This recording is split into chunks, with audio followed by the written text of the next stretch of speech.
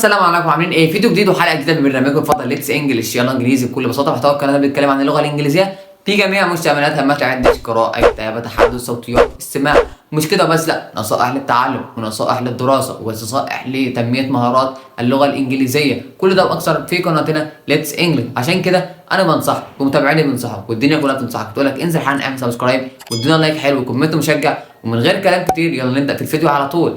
حلقة النهارده هنتكلم عن شوية مصطلحات وتعابير مهمة جدا تقولهم لصديقك، تقولهم لعيلتك، تقولهم لأي حد باللغة الإنجليزية عن العيد الأضحى أو العيد الفطر المبارك. شوية مصطلحات كده تبعتهم من الواتس، تبعتهم على صوتك في الفيس، شوية مصطلحات كده يبينوك أنت شخص جامد كده ومتمكن في اللغة الإنجليزية، وبرضك يفيدوك إن شاء الله في المستقبل. عشان كده من غير كلام كتير جهز ورقة وقلم وادينا عقلك وسيب لنفسك كده ونخش في المصطلحات على طول.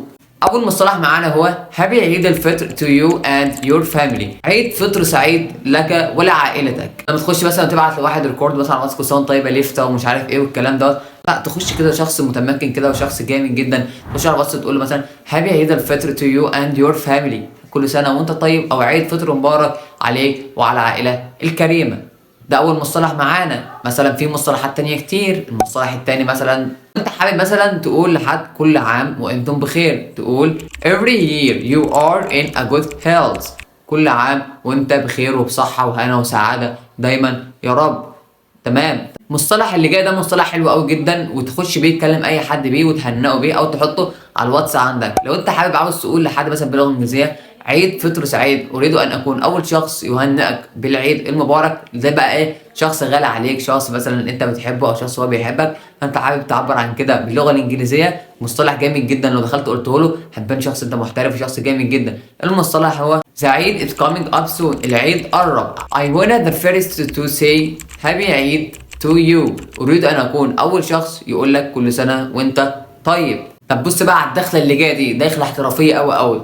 تخش على واحد مثلا وتقول له رساله خاصه لشخص خاص وغالي عليا، كل سنه وانت طيب يا حبيب قلبي. تقول له كده ازاي باللغه الانجليزيه برضك؟ تقول له special message to a special person.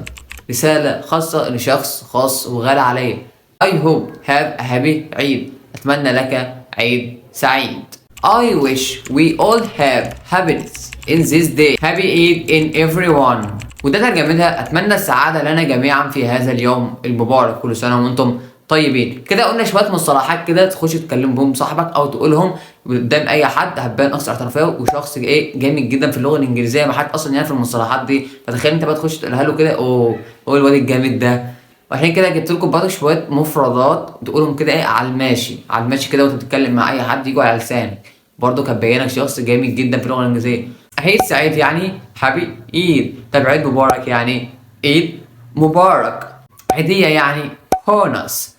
صلاه العيد يعني عيد براير. طب تجمع عائلي يعني gathering. طب الصيام يعني fast. الصيام fasting. دول كانوا شويه مفردات وشويه مصطلحات مهمه جدا باللغه الانجليزيه عن العيد الفطر المبارك. ربنا ما يحرمنا منكم ولا يحرمكم مني، ويا رب ما يقطع لنا عاده، وان شاء الله متجمعين على الخير. كده نكون وصلنا لاخر حلقتنا. لو عجبك الفيديو ولحد دلوقتي ما عملتش لايك او فولو اكسبلور، ما تنساش تعمل لنا لايك وفولو وكومنت حلو كده. وبس كده، سلام.